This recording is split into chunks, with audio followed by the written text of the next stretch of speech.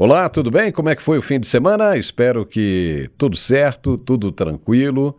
Pois é, começou hoje em Belém a COP30, cercada por denúncias de superfaturamento, contratos sem licitação e preços abusivos, com água custando R$ 30 e maniçoba a R$ 110. Dá para acreditar nisso?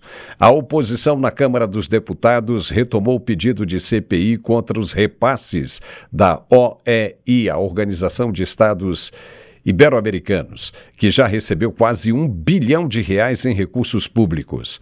A polêmica ganhou o mundo após Donald Trump ironizar a rodovia verde construída em área de floresta para receber os delegados, chamando o evento de hipocrisia ambiental. E enquanto Lula condenava intervenções militares dos Estados Unidos em cúpula na Colômbia, Donald Trump ordenava novos ataques contra narcotraficantes no Pacífico, ampliando agora a tensão na região.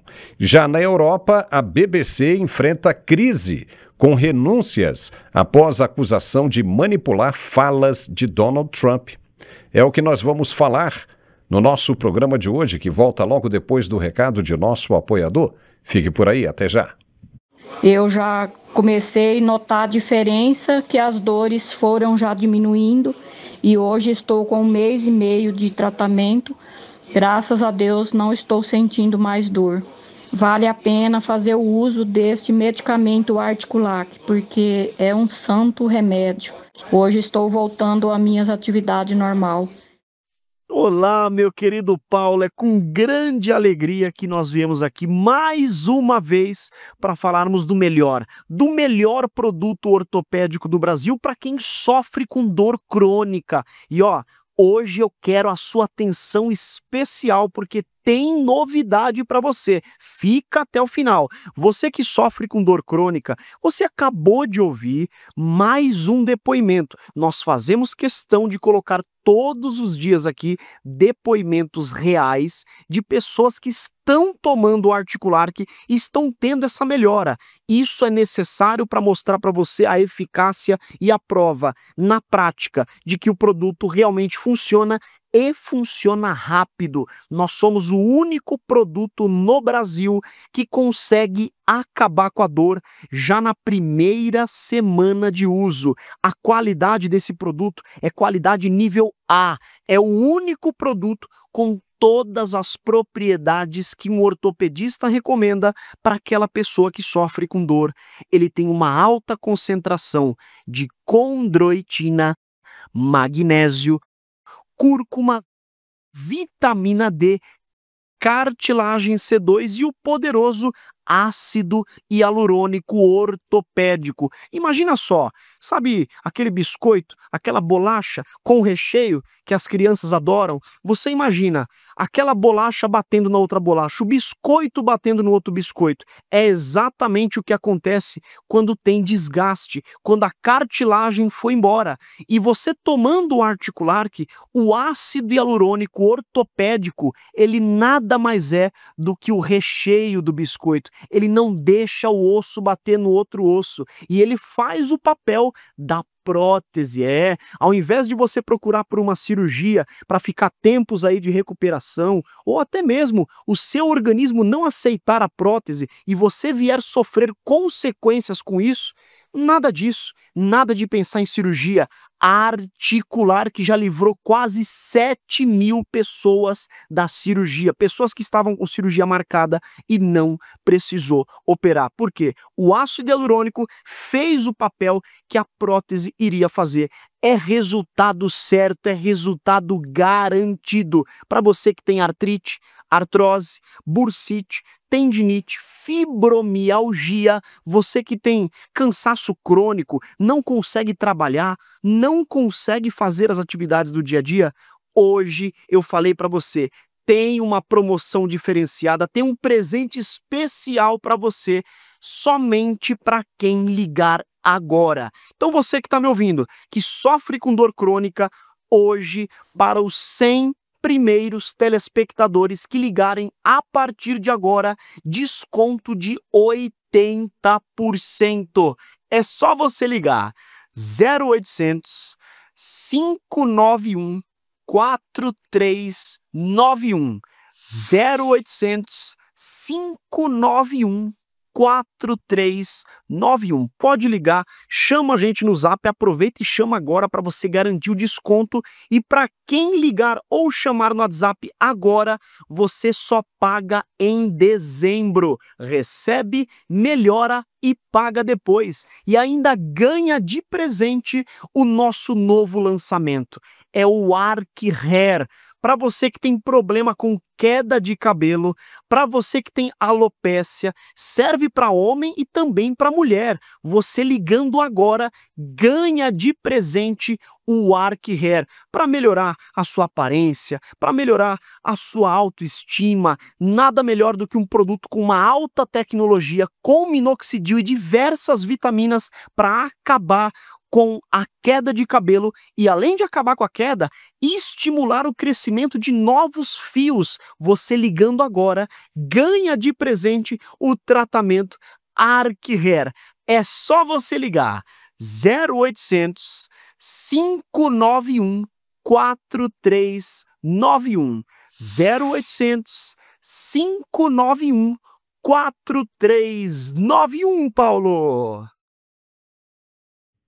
Beleza! Começou hoje a COP30, Conferência Internacional do Clima.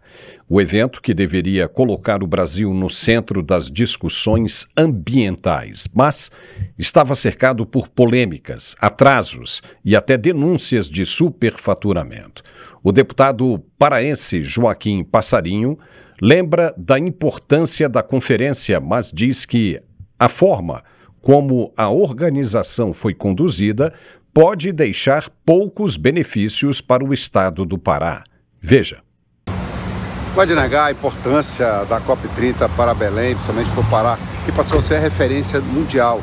Nós estamos há um ano recebendo visitantes, todo mundo querendo saber mais detalhes sobre o Pará, sobre a Amazônia.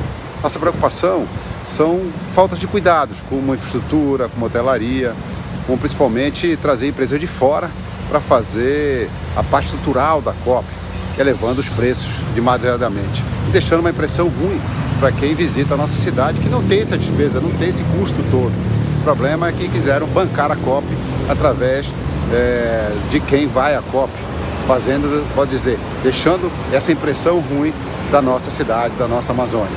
Preocupações maiores é com o legado, não só o legado de obras, mas o legado em termos de economia. Na Amazônia, somos 29 milhões de brasileiros, precisamos viver com dignidade, precisamos de uma economia forte, precisamos ter os mesmos direitos de qualquer outro tem, que possam estar em qualquer lugar do mundo, somente na Europa. Precisamos que valorize nossos produtos e faça com que o meio ambiente seja preservado em favor do homem da Amazônia, que mora na Amazônia. E a primeira-dama, Janja da Silva, disse que são 50 milhões de habitantes na Amazônia. A coisa é muito séria. É um escândalo o que acontece nessa COP30 em Belém. Os preços dentro do evento beiram o absurdo. Beiram não, é um absurdo, né? R$30 por uma água, 45 por uma coxinha e R$110 por um prato de maniçoba. Tudo porque o governo federal, por meio da OEI, que é a Organização dos Estados Ibero-Americanos, essa organização escolheu fornecedores com base em quem oferecesse o maior repasse do faturamento à organização. Até 30%. Quem oferecesse 30% de comissão sobre tudo que vendesse ficaria com um contrato. O resultado foi imediato. Os restaurantes inflaram os preços para compensar essa comissão altíssima, absurda. E quem paga isso é o público, jornalistas, delegados e os próprios paraenses. Após a repercussão negativa nas redes sociais, houve até uma tentativa de redução de 25%, mas o mecanismo continua o mesmo. E a oposição na Câmara dos Deputados voltou a cobrar uma investigação sobre os contratos firmados entre o governo federal e essa Organização dos Estados Ibero-Americanos, a OEI. Documentos obtidos pela oposição apontam que essa comissão já recebeu quase R$ 1 bilhão em repasses públicos. Tudo sem licitação. O líder da oposição na Câmara, deputado Zucco, retomou a coleta de assinaturas para a abertura de uma CPI da COP30. Veja. Amigos, o que está acontecendo com a COP30 é um escândalo que o Brasil precisa saber. Desde o início do ano eu venho alertando sobre um esquema institucionalizado de desvio de recursos públicos através da chamada Cooperação Técnica Internacional. E o principal nome por trás disso é a Organização dos Estados Ibero-Americanos, a OEI, uma ONG espanhola que já recebeu quase R$ 1 bilhão do governo Lula, sem licitação. A OEI foi contratada para organizar eventos, shows, feiras e agora até a COP30. Mas o que a gente vê é um verdadeiro fiasco, estrutura precária, atraso nas montagens, falta de água, preços abusivos cobrados dos participantes. Tudo isso enquanto o dinheiro público é usado sem transparência, sem controle e com indícios graves de superfaturamento. Em março, eu protocolei uma representação no Tribunal de Contas da União, pedindo a suspensão imediata dos repasses à OEI e a investigação completa desse esquema. Essa representação segue em curso, sob relatoria do ministro Bruno Dantas, e já apontou fortes indícios de sobrepreço e irregularidades contratuais. Estamos falando de uma ONG estrangeira, sem vínculo nenhum com a ONU, que virou uma atravessadora de contratos públicos. Ela subcontrata empresas amigas do governo, copia editais da administração pública e ainda retém taxas de até 10% com a desculpa de administração. Isso é um escárnio com o dinheiro do povo brasileiro. Diante de tudo isso, eu retomei a coleta de assinaturas para instalar uma comissão parlamentar mista de inquérito da COP30.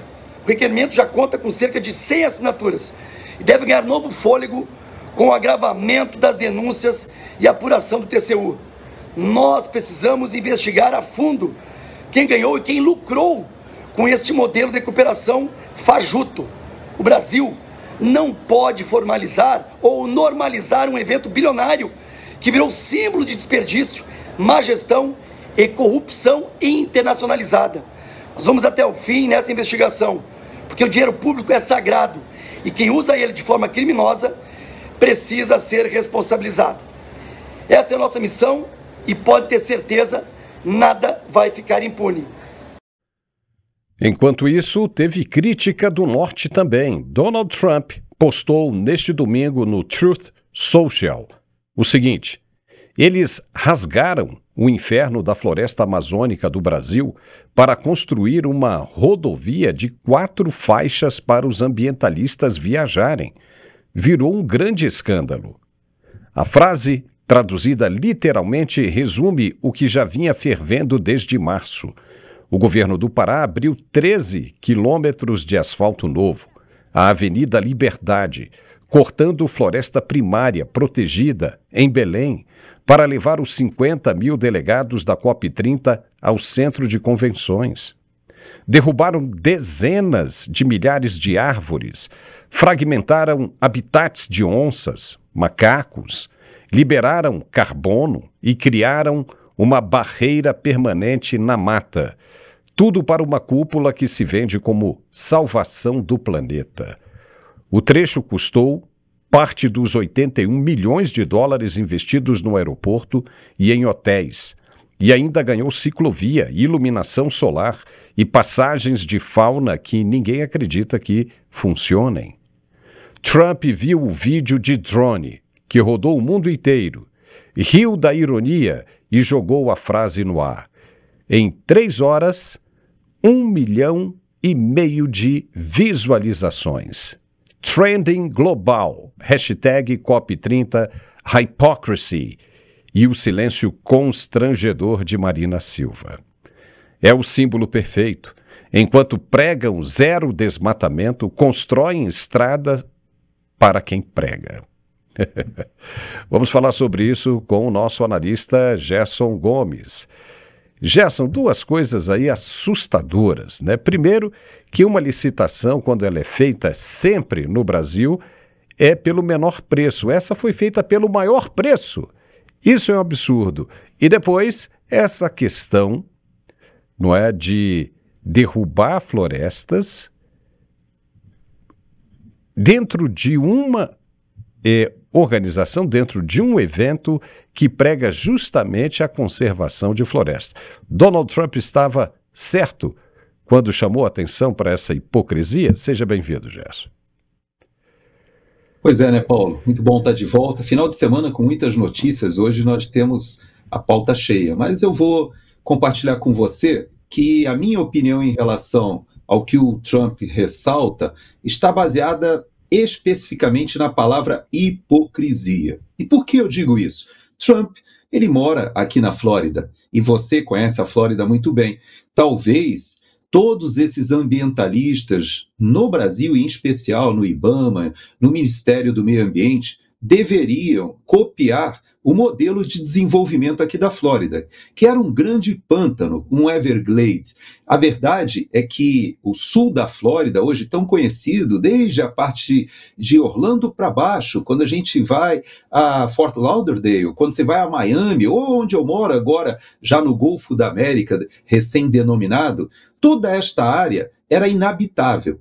Era uma área completamente inóspita e, no entanto, com o advento da eletricidade, do ar-condicionado, ela foi não somente populada, como altamente desenvolvida e os seres humanos desenvolveram a capacidade de viver com a fauna. No final do nosso programa hoje, eu deixo aí uma dica que eu vou mostrar um pouquinho como eu acordo aqui de manhã na área onde eu estou vivendo hoje em contato com a natureza. Mas a verdade é que aqui nós temos onças, nós temos ursos, vários animais silvestres convivendo.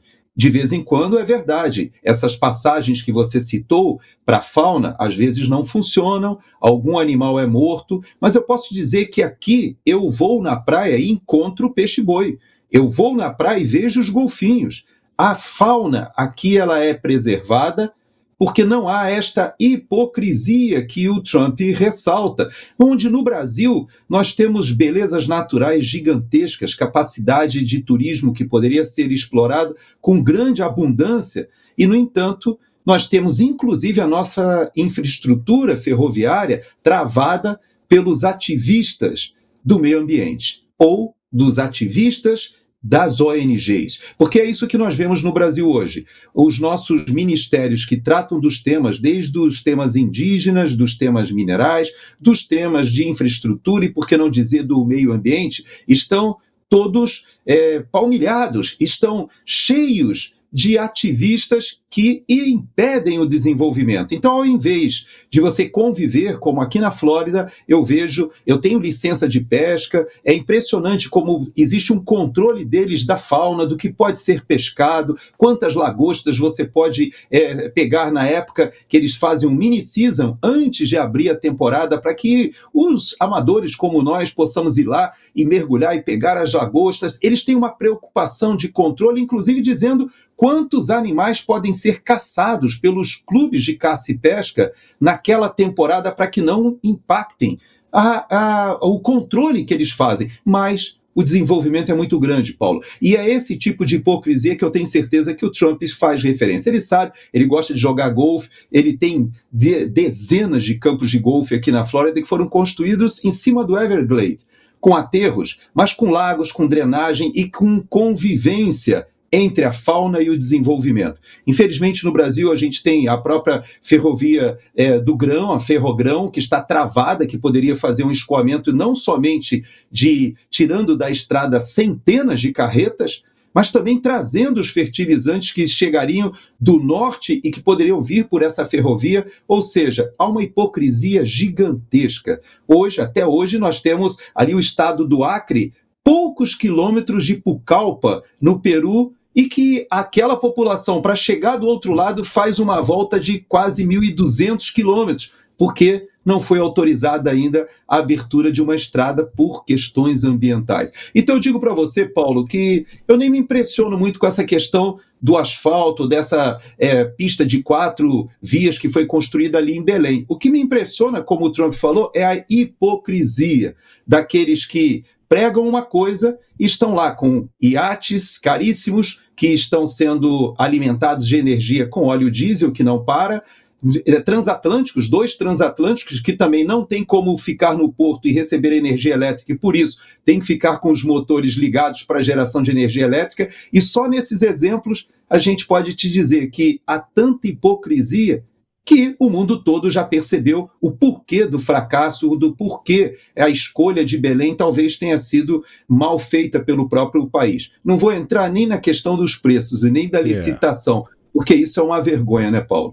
Olha, todo mundo já está vendo isso, o mundo inteiro está vendo essa questão dos preços, todo mundo está sabendo dessa licitação para mais, todo mundo está vendo essa hipocrisia que foi alarmada por Donald Trump, e aí depois os caras querem que o mundo reconheça o Brasil como um país sério no judiciário, julgando pessoas como Jair Bolsonaro e os tantos outros, né, que, segundo eles, atentaram contra a democracia. Como é que vão levar um país assim a sério? Não tem jeito, não tem como. E ontem, 9 de novembro, domingo, sob ordem direta do presidente Donald Trump, forças dos Estados Unidos realizaram mais 2 ataques letais contra embarcações de narcotraficantes no Pacífico Oriental, em águas internacionais. As 2 embarcações, operadas por organizações terroristas designadas como Trem de Aragua ou ELN, transportavam drogas em grandes quantidades, como você acabou de ver, e seguiam rotas conhecidas do tráfico. 6 homens, 3 em cada barco, foram mortos imediatamente. Nenhum militar americano se feriu. Os ataques fazem parte de uma campanha iniciada em setembro, que já soma 17 ações, mais de 70 mortos e inúmeros alvos no Caribe e Pacífico. O governo Donald Trump classifica os traficantes como combatentes inimigos, autorizando ações letais sem julgamento, similar à guerra ao terror. E neste domingo também, 9 de novembro, em Santa Marta, na Colômbia, o presidente Lula abriu a 4ª cúpula CELAC-União Europeia com uma indireta bem afiada ao governo Trump. O cara parece que enlouqueceu mesmo. Condenou intervenções ilegais, foi o que ele chamou, por meio da força militar na América Latina e no Caribe, sem citar nomes, mas deixando claro o alvo. A ameaça do uso da força voltou ao cotidiano da região. Velhas manobras retóricas são recicladas para justificar ações ilegais. Somos uma região de paz e queremos permanecer em paz. Foi o que afirmou ele, em discurso de 20 minutos, diante de apenas 9 chefes de Estado. Cúpula esvaziada, que nem a Flop 30, por ausências como a de Ursula von der Leyen. Veja agora o momento em que Lula disse isso. A ameaça de uso da força militar voltou a fazer parte do cotidiano da América Latina e do Caribe. Velhas manobras retóricas são recicladas para justificar intervenções ilegais. Somos uma região de paz e queremos permanecer em paz. Democracias não combatem o crime violando o direito internacional. Não foi nem preciso dizer, né, para quem era esse recado. E o destinatário reconheceu, soube que era para ele. E o pano de fundo são os bombardeios americanos recentes no Caribe e na costa venezuelana contra narcotraficantes que já mataram mais de 70 pessoas, além de navios de guerra yankees patrulhando águas regionais. Lula defendeu soberania, cooperação transnacional contra o crime organizado e coisa e tal. E também falou do acordo Mercosul-União Europeia como contraponto ao unilateralismo, enquanto no Brasil o PL criticou a fala como anti-americana. e o X explodiu com hashtag Lula versus Trump. E neste domingo também, tudo acontecendo no domingo, o presidente colombiano Gustavo Petro postou no X uma mensagem cheia de símbolos e história. A onça pintada ancestral despertará se a águia real ousar atacar o condor. Aviso a Rubio e Trump. Tenham cuidado, vocês estão entrando na terra natal de Bolívar, onde exércitos camponeses com lanças derrotaram as poderosas forças espanholas e francesas. Os povos caribenhos estão acostumados com furacões e podem desencadear um. Ora, a onça é o povo indígena e rebelde da América do Sul, segundo Petro. A águia real, os Estados Unidos. O condor, a Venezuela. Petro avisa que qualquer invasão militar contra Maduro, aliada da Colômbia, vai acordar uma resistência popular feroz. Veja o que ele disse. Então eu sí le diría a Rubio y a Trump, cuidado, están atravesando el Caribe de los libertadores, cuidado. Se están metiendo con la patria de Bolívar. ¿Acaso es que no han leído la historia de Bolívar? Es que están llegando a las islas y a las tierras donde ejércitos de campesinos con lanzas derrotaban los ejércitos más poderosos del mundo. Uno el español del rey, otro el francés de la república, y no pudieron. Cuidado, es que en el mar Caribe hay unos pueblos que siempre han estado acostumbrados a los huracanes y pueden desatarse como un huracán. Y eso es lo que dice la leyenda. Si el águila dorada ataca el cóndor, despiertan el jaguar, que es los pueblos americanos. No despierten el jaguar, aún podemos hablar. América del Sur puede salvar a los Estados Unidos limpiando su matriz energética de fósiles, de carbón, de petróleo y gas. Hablemos, pero de tú a tú, sin arrodillarnos. A gente nunca consegue saber se ele está drogado ou não quando está falando, mas tudo isso aconteceu no mesmo dia da cúpula CELAC União Europeia em Santa Marta, onde Lula já criticou, como nós mostramos, as intervenções ilegais. Trump respondeu no Truth Social, chamando Gustavo Petro de socialista fracassado que protege traficantes e prometendo um furacão de verdade se ele continuar assim. Com bombardeios americanos no Caribe, sanções contra Petro e boatos de ataque à Venezuela, a frase do colombiano viralizou como grito de soberania, ou para críticos como bravata, perigosa, que pode isolar a região. Gerson Gomes, olha, tem assunto aí para a gente passear, né? Passear. Gustavo Petro é um drogadito, né, que convoca os campesinos para morrer, né? Porque uma coisa é a época da colonização, outra coisa é agora. Nos dias de hoje, cheio de tecnologia bélica, você acha que ele tem condições, faz algum sentido o que ele está falando? Pois é, Paulo. Essa situação na CELAC, ela é muito mais grave do que nós podemos imaginar. De certa maneira, a gente olha com desdém e até ficamos impressionados com essas falas do Gustavo Petro, não impressionados pela realidade, mas pela falta até de aderência com o que está acontecendo de realidade no seu entorno geopolítico. Porque, veja bem, ali na CELAC, se nós contabilizarmos todos os países europeus e latino-americanos, são 60 chefes de Estado que poderiam estar presentes nessa reunião. E, na verdade, somente compareceram 9.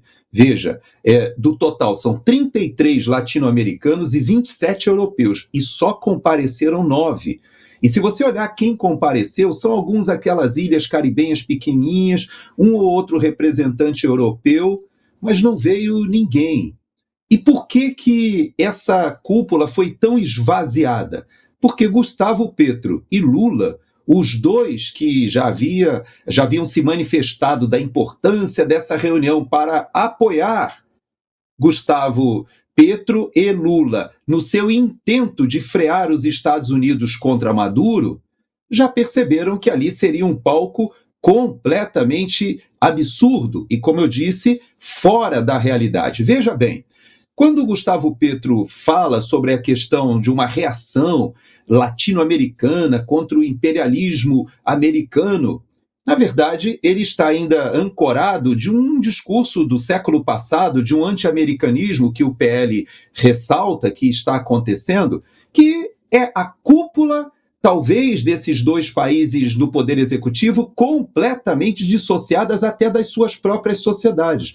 Porque as Forças Armadas colombianas e o parlamento colombiano, assim como as Forças Armadas brasileiras e o parlamento brasileiro, a sociedade colombiana e a sociedade brasileira, elas não se rebelarão e se levantarão e se colocarão em armas contra o imperialismo americano, como eles estão evocando. Veja que o Celso Amorim falou a mesma coisa alguns dias atrás, dizendo que se os Estados Unidos continuarem com a sua presença militar, eles incendiarão a América Latina. Aí eu te pergunto, Paulo, incendiarão com quem? Porque, veja, nem os únicos dois países atualmente de esquerda na América do Sul compareceram na CELAC.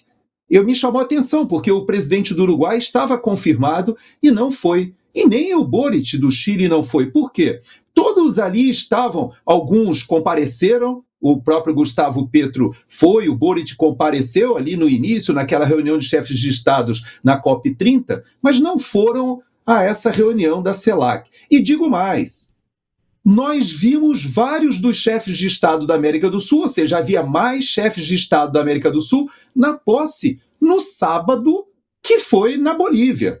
E que nessa posse na Bolívia, nós tínhamos ali não só o presidente da Argentina, tivemos ali o vice-presidente do Brasil, que foi escalado para representar, porque Lula estava priorizando esse encontro ali na Colômbia, mas ao mesmo tempo nós vimos ali o Paraguai, o Equador, vimos o subsecretário de Estado dos Estados Unidos, inclusive fazendo reuniões bilaterais com esses presidentes que lá estavam. E também estava o Boric. E aí eu vou te falar algo muito importante. O Boric, ele foi para a COP30, e eu perguntei para amigos que estão lá no Chile, porque a eleição no Chile será agora, no próximo domingo, e eu perguntei, vem cá, o Boric não está em campanha tentando fazer o sucessor, como é que ele vai para o Brasil a uma semana de terminar o período da campanha eleitoral? E os chilenos me disseram o seguinte, olha, ele sabe que não tem a menor chance da esquerda vencer no Chile. O Chile você já pode contabilizar como mais um país que infletiu a direita. E o Boric, ele é uma pessoa tão esquisita, seria como se fosse o Boulos no Brasil. Ele é pirado, piradão. É pirado, porque veja que ele era um líder estudantil, botava fogo, muito parecido com Boulos no Brasil, talvez seja a melhor correlação. E veja que nessa ida dele a posse do novo presidente da Bolívia, um presidente de direita, que discursou, inclusive, falando sobre pátria, família e liberdade.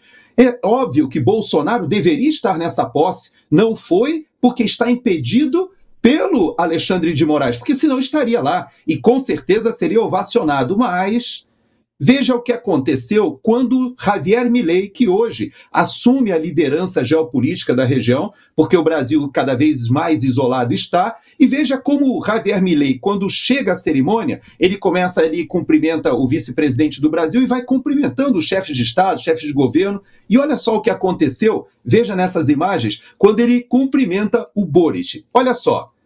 Veja, ele chega, está aí cumprimentando, passou ali pelo nosso vice-presidente, vai cumprimentando as autoridades, esposas, e olha só quando ele chega no Boric.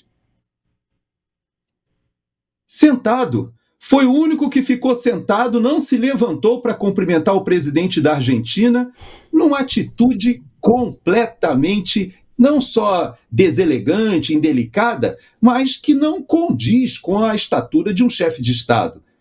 E ele é tão doido que eu vou mostrar para você uma imagem agora, até para que a nossa audiência conheça, Paulo, porque é impressionante. É um líder estudantil doidão que os chilenos estão doidos para verem para se livrar. Veja que esse foi o dia da votação. Ele entra na votação, mas ele tem essa mania, ele não vira à direita. Ele diz que ele não pode virar 90 graus à direita, ele prefere fazer 270 à esquerda quando ele tem que sentar. É um doido varrido, Paulo. E é esse tipo de liderança que hoje em dia está, de certa maneira, caricata na região e faz com que, presta atenção, hoje, até o final, digo, de 2025, nós teremos Argentina, Paraguai, Bolívia, Chile, Brasil, Equador, todos com presidentes de direita. O Peru, esta semana, rompeu relações diplomáticas com o México por causa de uma atitude da comunista presidente do México. Então, as eleições de abril que estão previstas para o Peru, já sabemos que a esquerda não vencerá. Então, também o Peru infletiu a direita. Então, Paulo, fica isolado somente Lula e Gustavo Petro, que também enfrentarão eleições no ano que vem. Eu espero que o Brasil siga o que os colombianos farão, porque os colombianos já anunciam que Gustavo Petro já está com a porta aberta. Avisaram, inclusive, para o Trump, dizendo, olha, não imponha tarifas sobre a Colômbia, não faça isso com a gente, sabe por quê? Nós já vamos tirar o Gustavo Petro na eleição, não precisa fazer isso. Mas com o Brasil, Paulo, e é por isso que eu falo da gravidade dessa posição da política externa do governo brasileiro, o Brasil até agora continua com as tarifas mais altas, esses 50% não serão retirados. Por quê? Porque Trump já percebeu que Lula vai para o confronto. Lula não quer uma posição de negociação porque Lula não abre mão de colocar Jair Messias Bolsonaro na cadeia para que ele se sinta vingado, dizendo... Eu sou descondenado, eu sou ex-presidiário, mas o Bolsonaro também será. Só que ele foi condenado e nunca foi inocentado por crimes de corrupção. Já o presidente Bolsonaro, o mundo todo já sabe que é um perseguido político que não tem problemas de corrupção, muito pelo contrário, está sendo condenado por uma farsa de perseguição do Supremo Tribunal Federal que foi instrumentalizado na política, né, Paulo? Com toda certeza, né? E a única pessoa no mundo que vai seguir chamando o presidente Bolsonaro, caso ele passe um dia sequer na cadeia, vai ser o presidente Lula, como ele fez durante muito tempo com o ex-presidente Michel Temer, né? Ficava o tempo todo dizendo que o Michel Temer tinha dado um golpe, até que o Michel Temer mandou um recado para ele parar verdadeiramente com isso, porque senão sofreria as consequências. Foi quando ele parou. Então será a única pessoa do mundo que vai chamar Jair Bolsonaro de ex-presidiário. Porque o resto do planeta inteiro sabe muito bem por que razão Bolsonaro está sendo condenado. E esses caras de esquerda são todos eles loucos, né? Esse comportamento aí esquizofrênico do Boric é uma coisa assustadora. Como é que se coloca um camarada como esse presidente da República? Aí você vê o Gustavo Petro, que é um outro louco, né? O pessoal da esquerda não pensa. O pessoal de Nova York acabou colocando, né, um piradão lá também. Agora a governadora do estado diz que não tem como cumprir com as promessas dele de colocar ônibus de graça, nem taxar os ricos.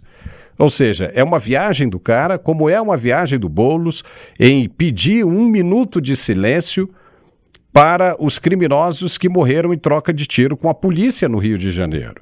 Então, para onde você olha, você vê maluco. Os caras parece que tem um problema sério aí de inteligência cognitiva. É muito sério, Paulo, isso. O que me preocupa, sinceramente, é que hoje o presidente do Brasil, que é o maior país da América Latina, a maior economia da América Latina, a maior democracia do hemisfério sul, esse presidente já é visto dessa maneira caricata que você está falando. Porque as pessoas não foram para a COP30, os chefes de Estado, porque eles não querem mais associar a sua imagem a esse, não vou dizer louco, mas podemos dizer pelo menos alguém que está decrépito politicamente. Veja que Lula não consegue mais dar nenhuma entrevista e falar de improviso sem falar uma grande besteira. Aconteceu na questão de que os traficantes são vítimas dos viciados, dos consumidores. Ele falou que, inclusive, a COP está acontecendo no estado do Amazonas. Foi. Ele não sabe sequer que a COP está acontecendo no estado do Pará. Piradaço. Ele sandices e um monte de coisa que ele fala. Quando fala de improviso, eu tenho certeza que a oposição no Brasil hoje torce para que o próprio presidente Lula fale mais, dê mais entrevistas, porque a cada entrevista é alguma coisa terrível que acontece. E eu posso te dizer, Paulo, hoje, no mundo, todo mundo já sabe, todos os chefes de Estado, os governos, quem é Lula da Silva, ou seja, quem está à frente do governo brasileiro. E todos estão querendo se afastar.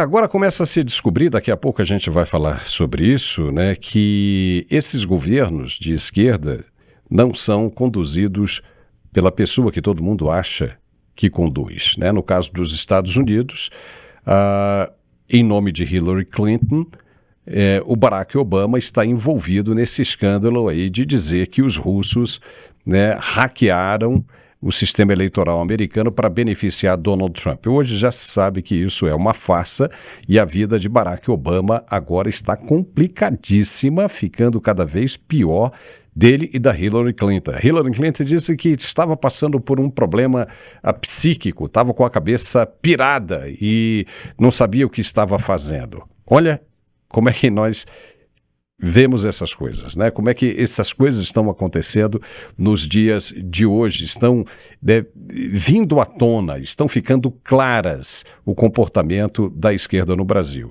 E como você mencionou, Guilherme Boulos deve ser o candidato natural da esquerda para 2026, porque até lá, com esse governo, do jeito que está, cometendo erros e irregularidades a todo momento, vai ficar difícil você ter a aprovação de Lula nas urnas novamente. É muito difícil. Tem gente apostando, não é, que ele será novamente o presidente no seu 4º mandato. Só que estão esquecendo que tudo isso vai depender dos acordos que vierem de fora, dos acordos internacionais, como aconteceu desde a primeira vez. Então, a esquerda mundial hoje está enfraquecida, a esquerda americana está extremamente enfraquecida. Contar que o presidente brasileiro seguirá numa reeleição é contar com o ovo ainda dentro da galinha, né? Então vai ficar muito difícil disso acontecer se não tiver um acordo com os americanos. E tudo indica que os americanos não estão nem um pouco interessados em fazer acordo com a esquerda brasileira. Olha só para você entender, né, como é que funciona essa manipulação da esquerda, que ela é igual no mundo inteiro. Parece que os caras têm ali uma cartilha, funciona como se fosse uma irmandade. Sabe os maçônicos, por exemplo, que são os mesmos em qualquer nacionalidade? É a mesma coisa com a esquerda.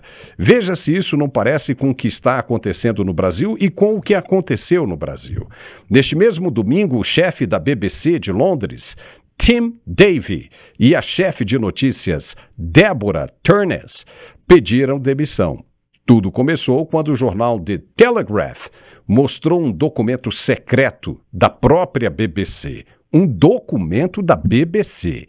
Esse papel prova que um programa da BBC chamado Panorama cortou e juntou pedaços do discurso de Donald Trump no dia 6 de janeiro de 2021 para fazer parecer que ele mandou a multidão invadir o Capitólio. Olha que maldade! Na verdade, as frases não estavam uma depois da outra no discurso original. O documento foi editado e tem 19 páginas e foi escrito por um ex-consultor da BBC.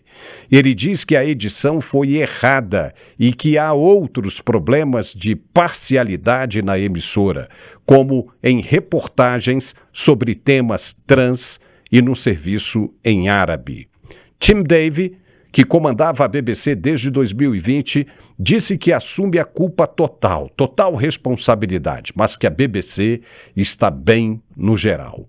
Ele vai sair nos próximos dias. Deborah Turness, que cuidava das notícias desde 2022, falou que a confusão estava prejudicando a BBC e que ela ama a empresa. Claro, o governo britânico agradeceu o trabalho deles, mas quer mudanças imediatamente. Políticos conservadores atacaram a BBC, como Boris Johnson. Trump comemorou no Truth Social, dizendo que doutoraram o seu discurso perfeito e agradeceu ao jornal por mostrar jornalistas corruptos. O caso virou notícia no mundo inteiro. A BBC agora precisa de novos chefes e enfrenta uma grande crise de confiança. Nesta segunda-feira, a chefe de jornalismo, Deborah Turner, foi abordada na rua por jornalistas quando saía da emissora. Ela defendeu veementemente a imparcialidade da emissora, afirmando que a BBC News não é institucionalmente biased, ou seja, parcial. Veja o que ela disse. I would like to say it has been the privilege of my career to serve as the CEO of BBC News and to work with our brilliant team of journalists. I stepped down over the weekend because the buck stops with me. But I'd like to make one thing very clear. BBC News is not institutionally biased. That's why it's the world's most trusted news provider. Why did you fail to deal with the mistakes that were made? And see my teams. Thank you so much.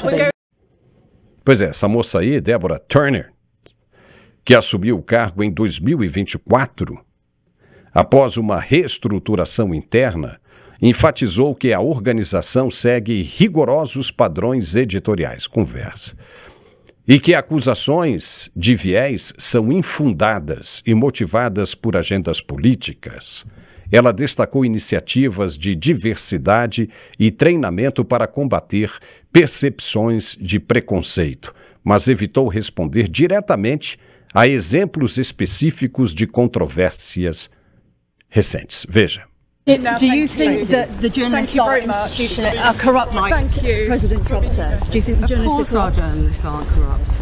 Our journalists are hard-working people who strive for impartiality, and I will stand by their journalism. Is there institutional bias at the BBC? There is no institutional bias. Mistakes are made, but there's no institutional bias. But why weren't the mistakes dealt with on Trump, on anti-Semitism, on women's rights? I'm sure that story will emerge, but for now I'm going to go in and see our team. Do you think the board acted against you? Do you think the board acted against you? This way, Deborah. Thank you. Jess, essa é a conversa de sempre. Tenho certeza que essa história ainda vai vir à tona e vai mostrar que nós somos inocentes e quem é o culpado é a outra pessoa. Isso se parece muito esse comportamento de editar discursos em prol de interesses próprios, já é antigo no Brasil também. Você lembra do primeiro debate de Lula, aliás, o último debate de Lula e Fernando Collor, quando a TV Globo editou o discurso do Lula naquela época para beneficiar Fernando Collor de Mello, quando o presidente da empresa, Roberto Marinho, ainda era vivo. Aí agora a gente vê essas coisas acontecendo o tempo todo,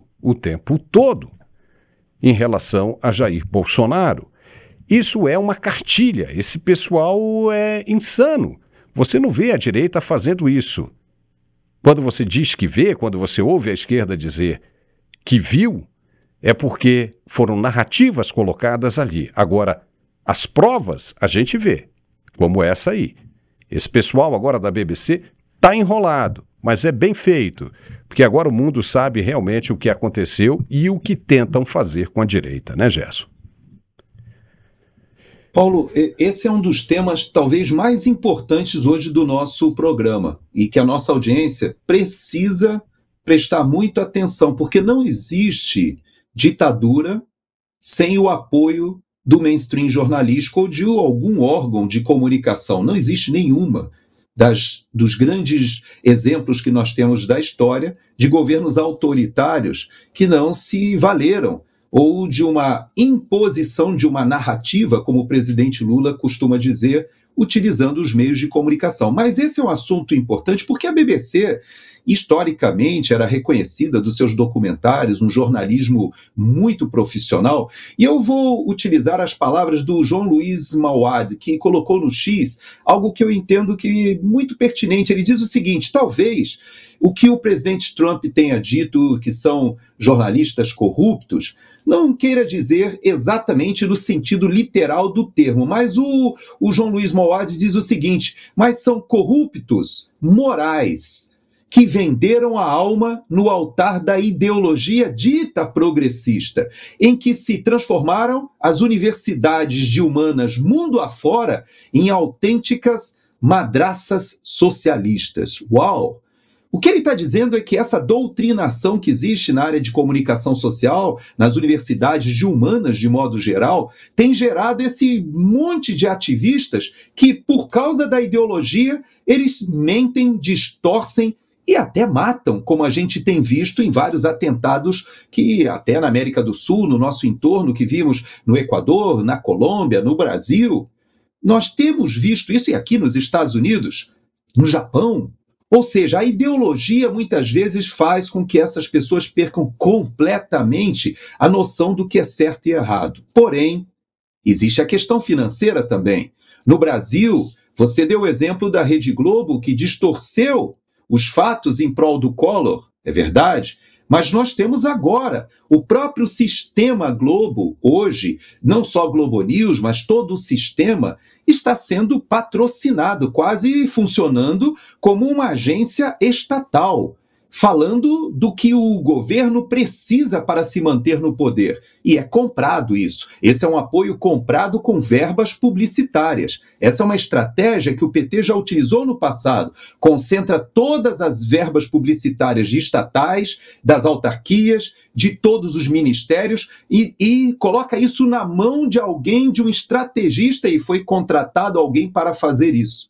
Então você veja que o que aconteceu na BBC é muito grave. Eu estava aqui nos Estados Unidos na época de que essas imagens foram veiculadas, foram editadas sim, o presidente Trump estava do outro lado, ali em Washington, do Capitólio, ou seja, lá na Casa Branca, fez um discurso. Esse discurso foi editado dizendo que ele estava instigando a população a ir ao Capitólio lutar para que o próprio vice-presidente, à época, não reconhecesse a eleição ou não fizesse a cerimônia que acontece no Capitólio para oficializar a eleição. Quando não foi isso que aconteceu. Ele discursou, ele protestou, mas ele falou exatamente o oposto, que a população deveria ali se acomodar, aceitar, mais ou menos como aconteceu com Bolsonaro. Se você observar, o presidente Bolsonaro ficou em depressão, minha esposa diz, inclusive, que ele entrou em burnout, ficou isolado, ninguém conseguia falar com ele. Ele apareceu somente ali para dizer que os caminhoneiros deveriam parar com aquela movimentação e usou uma frase, vocês vão ter saudades do nosso governo. Mas ele em nenhum momento instigou o que aconteceu no 8 de janeiro, e pior, nem no país estava nos Estados Unidos, aqui nos Estados Unidos, e toda essa trama que foi montada para retirá-lo das eleições de 2026 e para atacar todo o espectro político, é feito de uma maneira vil e com o apoio do mainstream jornalístico, Paulo. Então eu quero te dizer a importância que tem em canais como o seu.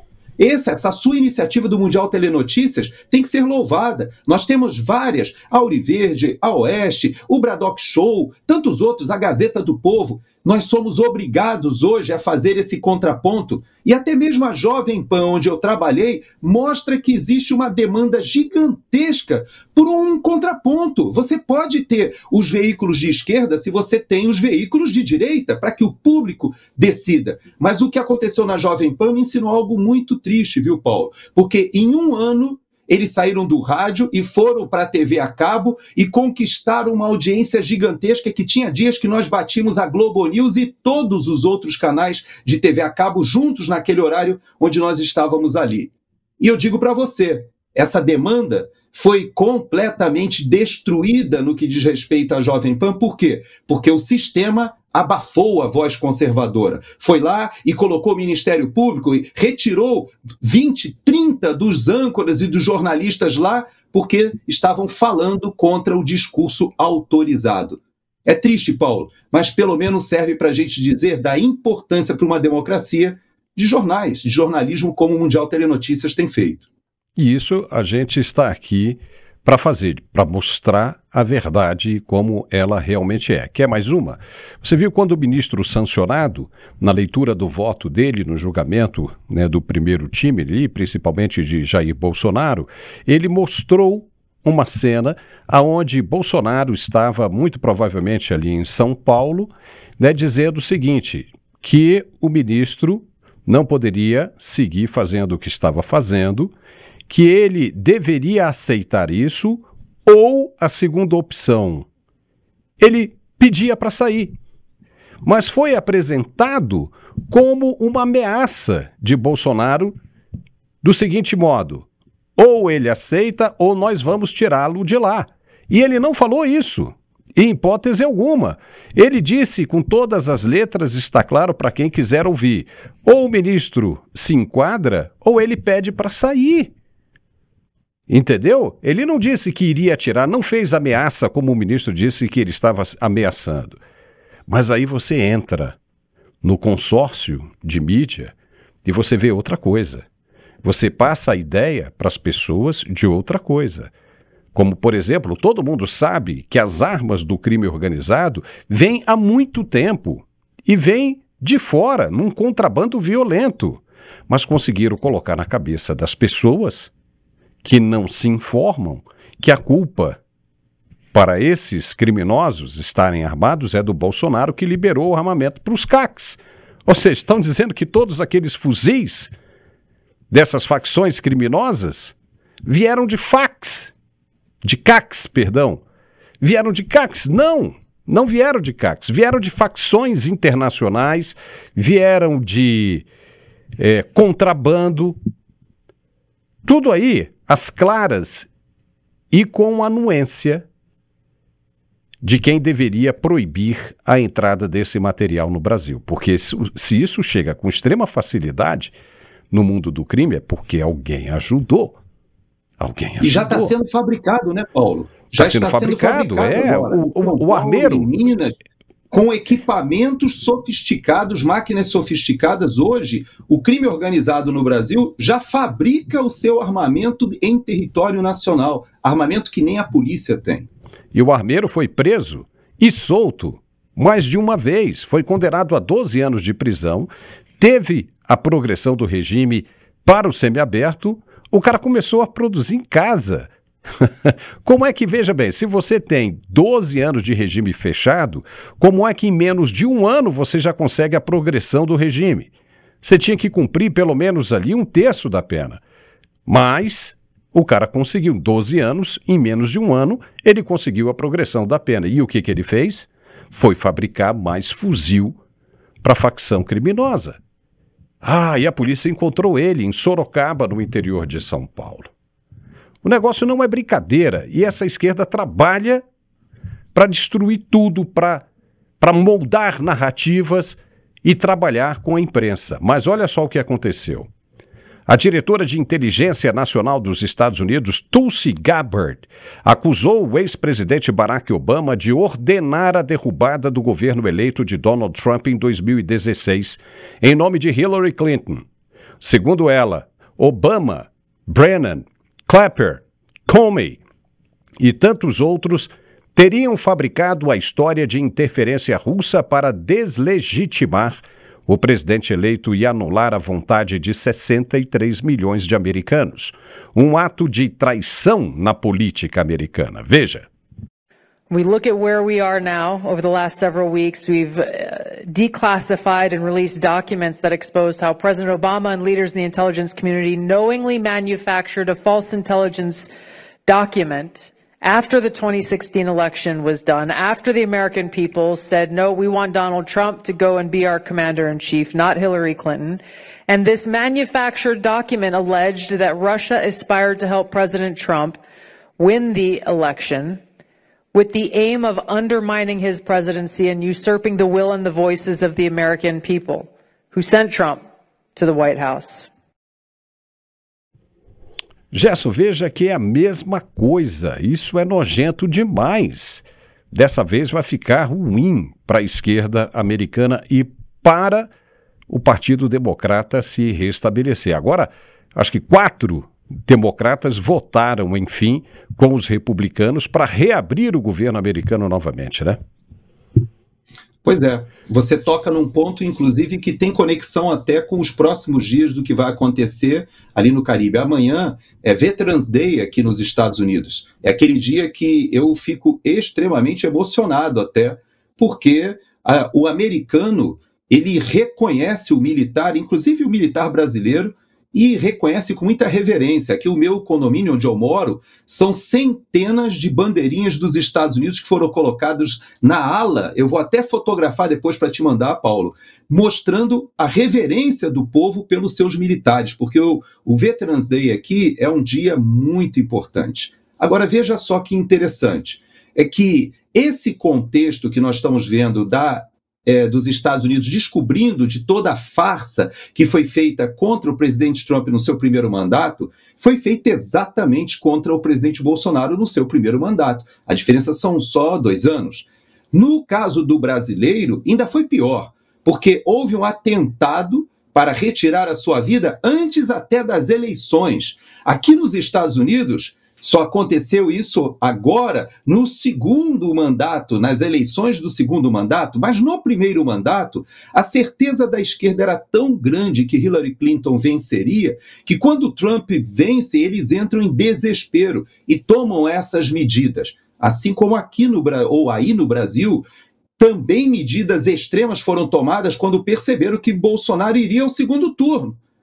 E aí Adélio Bispo, que foi patrocinado, obviamente aquilo ali não é um lobo solitário, nós sabemos, é um lobo solitário com vários computadores, se hospedando, com advogados caríssimos, chegando de avião para defendê-lo. É claro que a gente sabe que ali houve um patrocínio de quem estava desesperado, e Bolsonaro assume, e todo um processo de desgaste é feito, muito similar ao que aconteceu com o Trump. O Trump teve 2 processos de impeachment. O primeiro processo de impeachment, que durou 2 anos desgastando o seu governo, foi sobre essa questão desse documento forjado por autorização e ordem ainda do Barack Obama antes da transição. Mas foi pior, porque depois eles fizeram um segundo processo de impeachment em relação à Ucrânia. E esse processo de impeachment era exatamente porque o presidente Trump estava desnudando uma relação do filho do vice-presidente, ou seja, do filho do Biden, ou seja, do governo anterior, que colocou o filho na Burisma, uma empresa da Ucrânia de energia, não tinha nada a ver, mais ou menos como que acontece com Lula também, né, com que os seus filhos se transformam em milionários, de repente, mais ou menos aconteceu com o filho do Biden. Só que o Trump, ele entra em contato com o governo da Ucrânia para dizer, olha, por que é que vocês interromperam as investigações? E aí há um novo processo de impeachment criado e que ele se arrasta durante todo o seu primeiro mandato. E quando ele deixa a Casa Branca, fizeram um terceiro processo. Veja bem, ele já tinha deixado a Casa Branca querendo torná-lo inelegível, exatamente como fizeram com o Jair Messias Bolsonaro. Por isso eu te digo, Paulo, o que está acontecendo aqui nos Estados Unidos vai acontecer no Brasil. E se eu tenho um conselho a dar, se é que é possível dar um conselho para essas pessoas que estão por trás dessa trama, desse julgamento farsesco, e até o próprio ministro Alexandre de Moraes, eu quero dizer o seguinte: todos serão responsabilizados porque a verdade vai aflorar. Em algum momento, isso que está acontecendo aqui nos Estados Unidos acontecerá no Brasil. E todos esses que estão dando suporte a essa perseguição política, a esse julgamento farsesco, a esse tribunal de exceção, onde pessoas não se julgam suspeitas, que são obviamente... Veja o caso do Tagliaferro. Nós falamos no programa sexta-feira, Paulo. O Tagliaferro só tinha o voto do Alexandre, agora já tem o voto do Zanin e do Dino. Já deve ter o voto da Carmen Lúcia acontecendo também.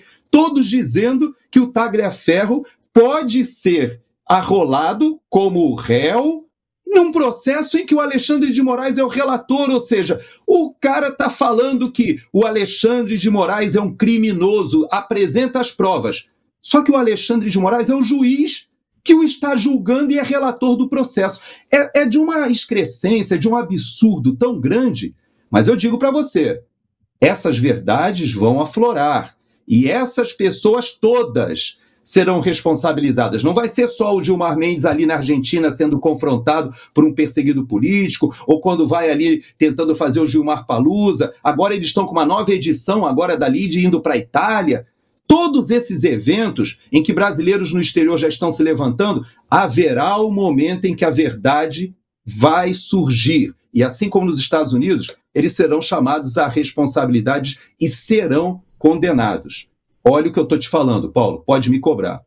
Não, é isso aí. Olha, Gerson, chegamos ao final do nosso programa, mas antes nós vamos mostrar, porque no início você falou e agora nós vamos mostrar que beleza é a sua interatividade com a natureza. Olha só como é que o cara acorda.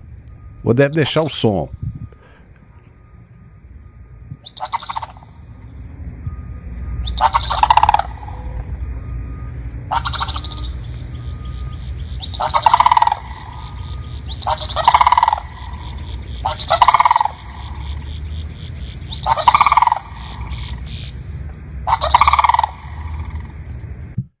Que maravilha, hein, Gerson? Isso aí, 6 horas da manhã, isso aí é que é um verdadeiro despertador.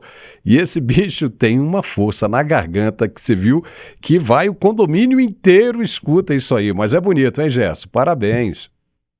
Pois é, e você vê, tem jacarés também, eu já te mandei as imagens, né? Nós já mostramos na sexta-feira, também. Sexta-feira a gente vai mostrar de novo. Jacarezão. É aquilo que eu te falo, né? A gente aqui vive em contato com a natureza, isso é o fundo, é o quintal aqui, o fundo da minha casa, e a gente tem essa fauna toda, tartaruga, jacarés, e lebres, vários pássaros e até esse é o meu despertador aí que de manhã começa a gritar. Cuidado com as aranhas também. Lagartixa tem um monte, né? Lagartixa, inclusive, é proibido você matar lagartixa na Flórida. Sapo, né? Essas coisas todas você não pode matar. Sapo é uma coisa de louco, né? Mas, Gerson, olha, muitíssimo obrigado, tá?